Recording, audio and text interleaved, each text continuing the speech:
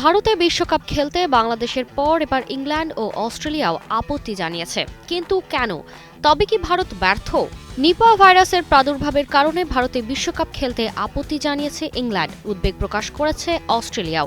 পাকিস্তানের গণমাধ্যম GNNHDর এক প্রতিবেদনে দাবি করা হয়েছে ইউরোপের দেশগুলো ভারতে বিশ্বকাপ খেলতে চাচ্ছে না এবং ইংল্যান্ড ইতোমধ্যে তাদের আপত্তির কথা জানিয়েছে।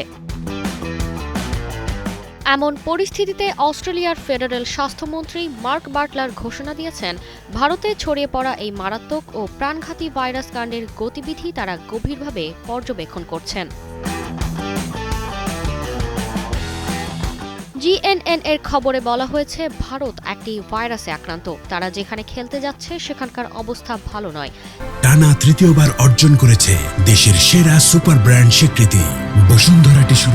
ইংল্যান্ড খেলতে আপত্তি জানিয়েছে, তবে শেষ মুহূর্তে ভেন্যু পরিবর্তন করা কঠিন, কারণ কয়দিন আগে বাংলাদেশকে বিশ্বকাপ থেকে ICC বাদ দিয়েছে এই যুক্তিতে যে বিশ্বকাপের ভেন্যু পরিবর্তন সম্ভব নয়। ভারতে এই প্রাণহরণের মতো মারাত্মক ভাইরাসের ভয়াবহতা এখন বিশ্ব মিডিয়াতেও ফলাও করে প্রচার করা হচ্ছে। ভারতের national centre for disease control থেকে স্বাস্থ্যকর্মীদের মাস্ক, গগলস ও PPE পরার নির্দেশ দেওয়া হয়েছে। সংবাদ মাধ্যম আল জাজিরা তাদের প্রতিবেদনে দাবি করেছে এই ভাইরাস করোনার চেয়েও মারাত্মক।